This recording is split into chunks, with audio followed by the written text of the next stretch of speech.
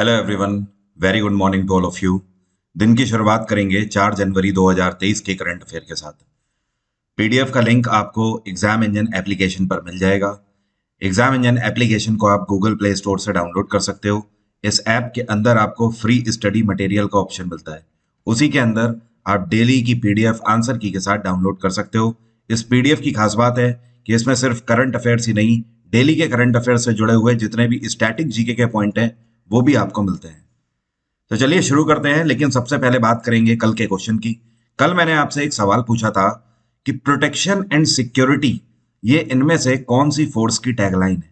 तो दरअसल ये टैगलाइन है सीआईएसएफ की, जिसको बोलते हैं central industrial security force.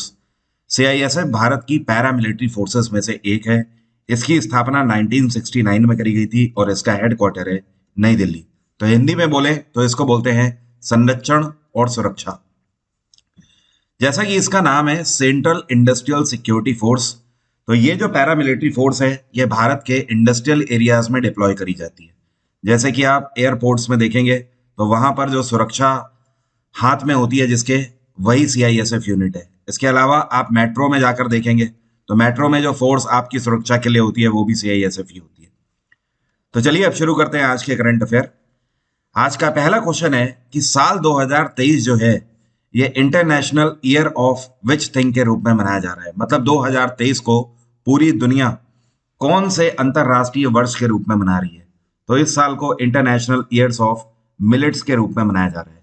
Millets जिसको बाजरा के नाम से जाना जाता है। जी हाँ, ये वही बाजरा है जो कि फूड ग्रेन होता है। बाजरे की रोटी बनाई जाती है। पूरे भारत में सबसे ज्यादा बाजरे का उत्पादन राजस्थान में किया जाता है। अपार्ट फ्रॉम दिस अगर बात करी जाए पूरे दुनिया में सबसे ज्यादा बाजरे का उत्पादन कौन करता है, तो आंसर होगा भारत। अब देखिए, अभी कुछ टाइम पहले भारत सरकार ने यूनाइटेड नेशंस के सामने एक अपील करी थी कि वर्ल्ड मिलेट डे भी मनाया जाए और इंटरनेशनल मिलेट ईयर के रूप में भी मनाया जाए। तो यूनाइटेड नेशंस ने इसमें करीब 2 से 2.5 साल सोचा है और फाइनली पिछले वर्ष अप्रूवल दे दिया है कि अब इस साल को 2023 को हम international year of the millet के रूप में मनाएंगे। अब देखिए, इसका सबसे बड़ा फायदा क्या होगा। दुनिया में बहुत कम ऐसे देश हैं जहां पर बाजरा खाया जाता है, बट भारत इसका सबसे बड़ा उत्पादक है। बाजरा एक ऐसा फूड ग्रेन है जिसमें न्यूट्रिशंस की मात्रा भी अत्यधिक होती है। अब ऐसे में क्या होगा कि इस वर्ष पूरे दुनिया भर में बाजरा का प्रमोशन होगा और बाजरा का इंपोर्ट कहां से किया जाएगा ये आपको बताने की जरूरत नहीं है, भारत से ही होगा। तो इसका सबसे बड़ा फायदा भारत को मिलेगा। इतना ही नहीं, इसको उगाने की जो तकनीकें हैं वो भी भारत के द्वारा दूसरे देशों को ट्रेनिंग स्वरूप दी जाएंगी। जैसे कि आज की डेट में आप देखते हो जो इजराइलियन पद्धति है ड्रिप इरिगेशन सिस्टम, तो वो इजराइल लीड करता है। पूरे दुनिया में किसी को भी ट्रेनिंग चाहिए तो वो इजराइल के पास जाता है। उसी तरीके से इस कृषि के लिए भारत हमेशा जाना जाएगा। अगला क्वेश्चन है, union home and corporation minister Amit Shah जो है, इनके द्वारा अभी हाल ही में सेंट्रल डिटेक्टिव ट्रेनिंग इंस्टीट्यूट का उद्घाटन कहां पर किया गया है। तो गृह मंत्री अमित शाह के द्वारा कर्नाटक के अंदर इसका उद्घाटन किया गया है। और कर्नाटक में एक डिस्ट्रिक्ट है जिसको बोलते हैं देवनाहल्ली। यहां पर मैं लिख देता हूं देवनाहल्ली। वहां पर सेंट्रल डिटेक्टिव ट्रेनिंग इंस्टीट्यूट का उद्घाटन किया गया है। अब ये जो CDTI है, इसका मेन उद्देश्य क्या है।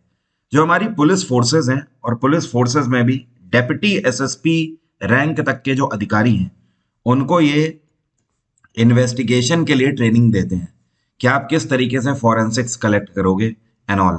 क्राइम सीन्स पे जाके आपको किन चीजों का ध्यान रखना चाहिए। और आपको यह भी ध्यान रखना है, यह भारत का 6वां CDTI है, मतलब 6वां ऐसा ट्रेनिंग इंस्टीट्यूट है जो कि डिटेक्टिव बेस्ड है। इससे पहले के जो 5 हैं उनमें से सबसे पहले कलकत्ता में स्थापित किया गया था। कलकत्ता वाला 1958 में स्थापित किया गया था। उसके बाद हैदराबाद में यह इंस्टीट्यूट स्थापित किया जा चुका है। हैदराबाद के बाद ये चंडीगढ़ में भी स्थापित किया गया। चंडीगढ़ के बाद ये जयपुर में स्थापित किया गया। जयपुर के बाद ये गाजियाबाद में स्थापित किया गया। तो ये 5 थे इससे पहले, और अब ये 6वां कर्नाटक के अंदर देवनाहल्ली में स्थापित किया गया है। कर्नाटक की बात करें तो यहाँ पे मुख्यमंत्री हैं बिसावराज बोमई और यहाँ के गवर्नर कौन है, थावर चंद गहलोत।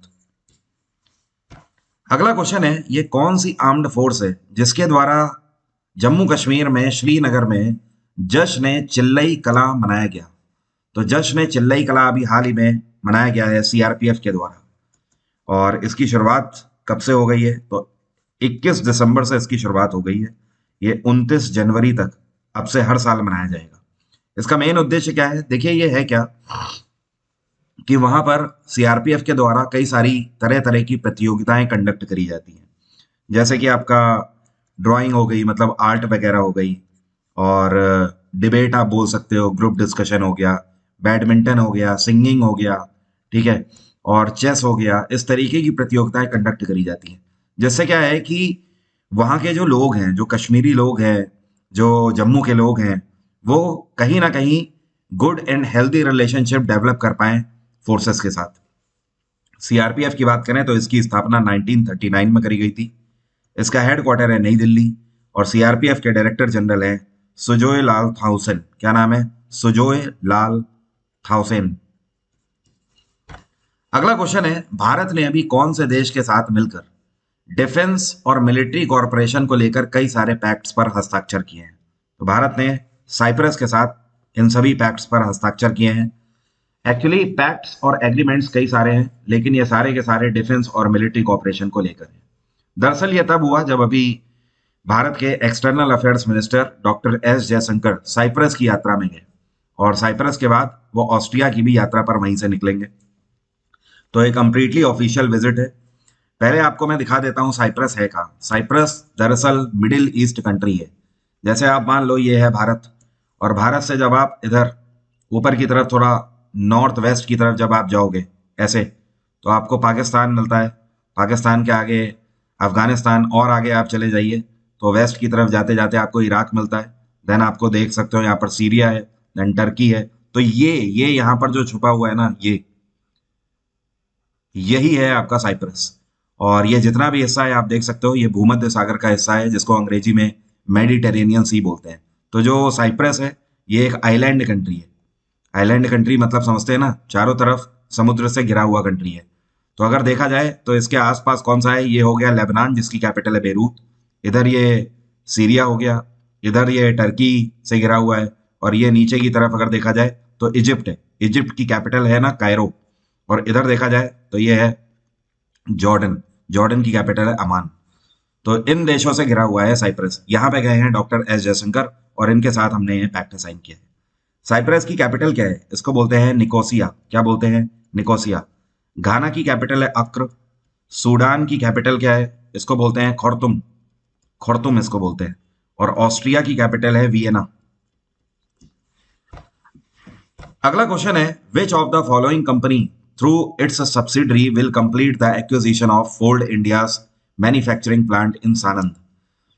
तो सानंद में स्थित फोर्ड इंडिया का जो मैन्युफैक्चरिंग प्लांट है, इसको खरीदने की जितनी भी भूमिका थी, जितना भी प्रोसेस था, ये पूरा कौन सी कंपनी ने कर लिया है? तो ये है टाटा मोटर्स लिमिटेड। एक्चुअली ये न्यूज़ 6 महीने पहले भी थी, मैंने आपको करंट अफेयर में पढ़ाई भी थी कि गुजरात के सानंद में एक फोर्ड का मैन्युफैक्चरिंग प्लांट हुआ करता था। फोर्ड अमेरिकी कंपनी है, और आपको ये पता है कि अब ये भारत छोड़ के चली गई है। तो जब कंपनी ही यहाँ पर नहीं रही, तो इनकी जो एसेट्स हैं यहाँ पर, ये बिकने के लिए तैयार है। तो टाटा मोटर्स ने फैसला लिया है कि ये इस पूरे मैन्युफैक्चरिंग प्लांट को खरीदेंगे। इसकी प्रक्रिया करीब अगस्त 2022 में ही शुरू हो गई थी। करीब करीब 6 महीने में जाकर अब ये पूरी प्रक्रिया इसकी हो पाई है।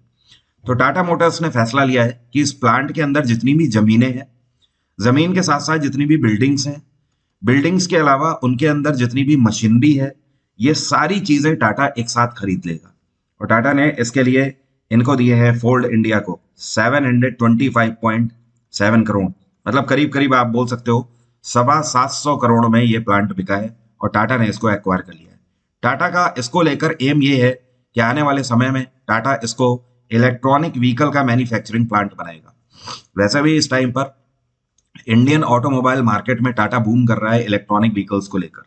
तो आने वाले टाइम में जो प्लांट होगा, इसकी एक साल में कैपेसिटी होगी 3 लाख गाड़ियों की। मतलब एक साल में 3 लाख गाड़ियां यहाँ पर मैन्युफैक्चर करी जाएंगी, और इसको 2025 तक बढ़ा के 4 लाख कैपेसिटी वाला प्लांट भी बनाना है। और टाटा मोटर्स की स्थापना 1945 में करी गई थी। हेडक्वार्टर इसका मुंबई है, और इसके चेयरपर्सन है एन चंद्रशेखरन। पूरा नाम है इनका नटराजन चंद्रशेखरन। अगला क्वेश्चन है, road transport and highways minister Nitin Gadkari के द्वारा यह कौन सा राज्य है जहां पर न्यू जुआरी ब्रिज के फर्स्ट फेज का उद्घाटन अभी हाल ही में किया गया है? तो न्यू जुआरी ब्रिज का उद्घाटन गोवा के अंदर किया गया है। और गोवा जो है ये दो फेज में बटा हुआ है बेसिकली। तो एक कहलाता है नॉर्थ गोवा और एक कहलाता है साउथ गोवा। तो नॉर्थ गोवा से साउथ गोवा पहुंचने में बहुत टाइम लगता था अभी तक। तो ये जो ब्रिज है ये बेसिकली नॉर्थ से साउथ गोवा को कनेक्ट कर रहा है। अब नॉर्थ में आपको ध्यान रखना है, एक जगह है जिसको बोलते हैं बैम्बोलिम, यहां पर मैं लिख देता हूं बैम्बोलिम। तो ये बैम्बोलिम से कनेक्ट करेगा। साउथ गोवा में एक जगह है जिसका नाम है वरना, यहां तक ये कनेक्ट करेगा। और इस ब्रिज की मदद से आप केवल 45 मिनट में ये डिस्टेंस कवर कर पाएंगे। गोवा में इस टाइम पे मुख्यमंत्री कौन है? तो ये है प्रमोद सावंत। गोवा में इस टाइम पे गवर्नर है PS श्रीधरन पिल्लई, ये यहाँ के गवर्नर है। गोवा का एक नेशनल पार्क है जो कि काफी बार पूछा जाता है, आपको ध्यान रखना है, यहाँ पर मोलम नेशनल पार्क है, मोलम नेशनल पार्क। अगला क्वेश्चन है, अभी हाल ही में एक रिपोर्ट जारी करी गई है रिपोर्टर्स विदाउट बॉर्डर्स के द्वारा। ये जो रिपोर्ट है ये कहती है कि 2003 से लेकर 2022 तक, मतलब इन 20 सालों में दुनिया भर में 1668 पत्रकार मारे गए हैं। जी हाँ, ये अपने आप नहीं मरे हैं, इनकी हत्या करी गई है किसी भी तरीके से। कुछ ऐसे हैं जो एम्बुशेस में मारे गए हैं, कुछ ऐसे हैं जिनका मर्डर किया गया है, कुछ के लिए कॉन्ट्रैक्ट किलिंग भी करवाई गई है, ठीक है, और कुछ ऐसे जो कि वॉर जोन में फंस गए और वहां पर इंजरी की वजह से मारे गए। तो अल्टीमेटली रिपोर्टिंग करते हुए ऑन ड्यूटी पिछले 20 सालों में 1668 जर्नलिस्ट पत्रकारों की मौत हो गई, ये रिपोर्ट ये दर्शाती है। तो सवाल ये है कि सबसे ज्यादा मौतें पत्रकारों की कौन से देश में हुई हैं? तो इसके लिए ज्वाइंटली इस रिपोर्ट में दो देशों का नाम शामिल किया गया है। एक देश है इराक और दूसरा देश है सीरिया। ये दोनों टॉप पर हैं, यहां पर सबसे ज्यादा मौतें हुई हैं। तो इसके आधार पर हम ये बोल सकते हैं सीरिया, बट फिलहाल आपको दोनों का नाम ध्यान रखना है, PDF में मैंने दोनों ही मेंशन करवा दिए। और अगर बात करी जाए कि सबसे ज्यादा रेशियो कहाँ का है, तो इनमें से जो 80% मौतें हैं ये दुनिया के 15 देशों से हैं। मतलब आप समझ लीजिए ये 15 देश टॉप पर लिस्ट में हैं जो कि 80% मौतों के जिम्मेदार हैं यहाँ पर, ठीक है, या जहां पर ये पत्रकारों की मौत हुई है। और सीरिया की कैपिटल क्या है? इसको बोलते हैं दमास्कस। म्यांमार की कैपिटल है नेपिडे। सोमालिया की कैपिटल है मोगादिशु और ईरान की कैपिटल है तेहरान और इराक की कैपिटल बगदाद। अगर बात करी जाए टॉप पर यह है, इसके बाद कौन से दो देश हैं, मतलब टॉप 3 की अगर बात करें तो नंबर 1 पे इराक और सीरिया रहे। दूसरे नंबर पे सबसे ज्यादा पत्रकारों की मौतें हुई हैं अफगानिस्तान में और तीसरे नंबर पे यमन है, यमन। वैसे चौथे नंबर पे फलस्तीन है। अगला क्वेश्चन है, इनमें से कौन सी संस्था है जिसके द्वारा अभी हाल ही में उत्कर्ष 2.0 नाम का प्रोग्राम लॉन्च किया गया है? यह अपने आप में उत्कर्ष का सेकेंड फेज है। पहला फेज कब लॉन्च किया गया था? तो पहला फेज 2019 में लॉन्च किया गया था, ये 2022 तक चला है। अब इसका दूसरा फेज लॉन्च किया गया है रिजर्व बैंक ऑफ इंडिया के द्वारा। सवाल यह है कि उत्कर्ष 2.0 नाम का एक कैंपेन है क्या या ये प्रोग्राम है क्या? देखिए, इसका मेन उद्देश्य यह है कि RBI इस प्रोग्राम के अंतर्गत अपनी जो रेगुलेटरी पॉलिसीज हैं, जो कमिटीज हैं, जो सुपरवाइजरी मैकेनिज्म है, जो कि इनकी आने वाली रूल्स एंड रेगुलेशंस को सपोर्ट करते हैं, देखते हैं, उस पर चर्चा करते हैं, इन सभी को और स्ट्रेंथ प्रोवाइड करेगी, मजबूत बनाने का काम करेगी। तो ये है इसका मेन उद्देश्य। अब ये कैसे हो पाएगा? ये ऐसे हो पाएगा कि जो बैंकिंग से जुड़े हुए अधिकारी हैं, जिनको RBI एक तरीके से कंसीडर करता है अपनी इस कमेटीज में, इन सभी अधिकारियों की best to best training conduct कराई जाएगी। RBI की स्थापना 1935 में करी गई थी। इसका राष्ट्रीयकरण 1949 में हुआ था और RBI के गवर्नर हैं इस टाइम पे शक्तिकांत दास। ये 25वें गवर्नर हैं RBI के। अगला क्वेश्चन है, अभी BSF के डायरेक्टर जनरल के रूप में किसको अपॉइंट किया गया है? तो BSF के डायरेक्टर जनरल का पदभार सुजोय लाल थाउसेन को दे दिया गया है। जो आपको पिक्चर में दिख रहे हैं ये हैं SL थाउसेन और ये काफी सीनियर अधिकारी हैं, 1988 बैच के अधिकारी हैं, MP कैडर के। और ये इनको एक तरीके से इंटर्म डायरेक्टर जनरल का पदभार दिया गया है। ये एडिशनल चार्ज के रूप में आए हैं। ये तब तक BSF के डायरेक्टर जनरल रहेंगे जब तक कोई permanent BSF director general appoint नहीं हो जाता। इन्होंने किसको सक्सीड किया है? तो ये जो आपको पिक्चर में दिख रहे हैं, इनका नाम है पंकज कुमार सिंह। तो पंकज कुमार सिंह अब रिटायर हो गए हैं बीएसएफ के डीजी पद से, उनकी जगह पर आ गए हैं एसएल थाउसेन। अच्छा, यहाँ पर आपको एक चीज और ध्यान रखनी है, जो सुजय लाल थाउसेन है, ये इससे पहले भी पदभार संभाल रहे हैं। किसका? ये सीआरपीएफ में तो डायरेक्टर जनरल है ही है, ठीक है, सीआरपीएफ में। अभी ये बीएसएफ में भी आ गए हैं। अच्छा, क्या आप बता सकते हो इस टाइम पे एनएसजी के डायरेक्टर जनरल कौन है? पिछले साल ही अपॉइंट किए गए थे, नेशनल सिक्योरिटी गार्ड के डायरेक्टर जनरल। ये हैं एम ए गणपति। क्या नाम है? M A Ganpati. अगला क्वेश्चन है, अभी हाल ही में इंडियन एयरफोर्स की वेस्टर्न एयर कमांड का पदभार किसको सौंपा गया है? तो वेस्टर्न एयर कमांड, जिसको पश्चिमी वायुसेना कमान बोला जाता है, और इसके इंचार्ज के रूप में एयर मार्शल पंकज मोहन सिन्हा को अपॉइंट किया गया है। पंकज मोहन सिन्हा। और ये किसको सक्सीड कर रहे हैं? तो इन्होंने जगह ली है एस प्रभाकरन की। एयर मार्शल एस प्रभाकरन 31 दिसंबर को रिटायर हुए हैं। इंडियन एयरफोर्स की स्थापना 1932 में करी गई थी। और एयरफोर्स दिवस कब मनाया जाता है? ये 8 अक्टूबर को मनाया जाता है। अगला क्वेश्चन है, ये कौन से फुटबॉलर हैं जिन्होंने अभी हाल ही में सऊदी अरेबिया का एक फुटबॉल क्लब जिसका नाम है अल नसर, इसको अगले 2.5 साल के कॉन्ट्रैक्ट पर ज्वाइन कर लिया है? तो अगले 2.5 साल का कॉन्ट्रैक्ट साइन किया है किसने? Cristiano Ronaldo. क्रिस्टियानो रोनाल्डो ने वैसे अपने करियर में जो सबसे ज्यादा टाइम है वो रियल मैड्रिड को दिया है। ये 2009 से लेकर 2018 तक, मतलब आप समझ लीजिए पूरे 10 साल रियल मैड्रिड के साथ रहे, जो कि एक स्पेनिश फुटबॉल क्लब था। लेकिन अब ये अल नसर ज्वाइन करना चाहते हैं क्योंकि इन्हें डील अच्छी मिल गई है। अगले 2.5 साल की डील इन्होंने कितने में साइन करी है? तो 200 मिलियन यूरोज में इन्होंने साइन करी है डील, 200 मिलियन यूरो। और अब ये शिफ्ट हो जाएंगे यहीं पर सऊदी अरेबिया में, अब ये शिफ्ट हो रहे हैं। और इस साल कतर फीफा वर्ल्ड कप 2022 में गोल्डन बूट किसको मिला है? तो ये मिला है कैलिन एम्बापे को। किसको? Kaelin Mbappe. अगला क्वेश्चन है, ग्लोबल फैमिली डे कौन से दिन मनाया गया? तो यह दिवस 1 जनवरी को मनाया जाता है हर साल। इसका मतलब ये मत समझिएगा कि परिवार दिवस जो आपके घर पे है वो मनाया जा रहा है, नहीं। इसका सीधा सा मतलब ये है कि जो ये वर्ल्ड है, ये दुनिया है, यहाँ पर ग्लोबल फैमिली दिवस का मेन मतलब यह है कि भाईचारे को बढ़ावा मिले, सारे देश आपस में पीस एंड सिक्योरिटी के साथ रहें। नेक्स्ट क्वेश्चन है, पहली बार किसी भारतीय ने सिल्वर मेडल जीता है FIDE world blitz chess championship में, जो कि कजाकिस्तान में आयोजित करी गई। इनका नाम क्या है? तो इनका नाम है कोनेरू हम्पी। क्या नाम है? कोनेरू हम्पी। भारतीय मूल की हैं और इन्होंने इस बार यहाँ पे सिल्वर मेडल जीता है। अच्छा, क्या ये पहली ऐसी भारतीय है जिन्होंने FIDE world blitz chess championship में कोई मेडल जीता है? आंसर है नो। ये दूसरी ऐसी भारतीय है जिन्होंने मेडल जीता है, क्योंकि पहले कौन है? पहले हैं विश्वनाथन आनंद। विश्वनाथन आनंद ने गोल्ड जीता था, इस वजह से ये पहली ऐसी भारतीय है जिन्होंने सिल्वर मेडल यहाँ पर जीता है। और अगर टोटल बात करी जाए तो दूसरी भारतीय है जिन्होंने मेडल जीता है। अगला क्वेश्चन है, अभी हाल ही में महाराष्ट्र सरकार के द्वारा न्यू इकोनॉमिक एडवाइजरी काउंसिल के हेड के रूप में किसको अपॉइंट किया गया है? तो महाराष्ट्र सरकार की जो आर्थिक सलाहकार परिषद है उसके हेड के रूप में एन चंद्रशेखरन अपॉइंट किए गए हैं। टाटा सन्स एंड टीसीएस के चेयरपर्सन है एन चंद्रशेखरन।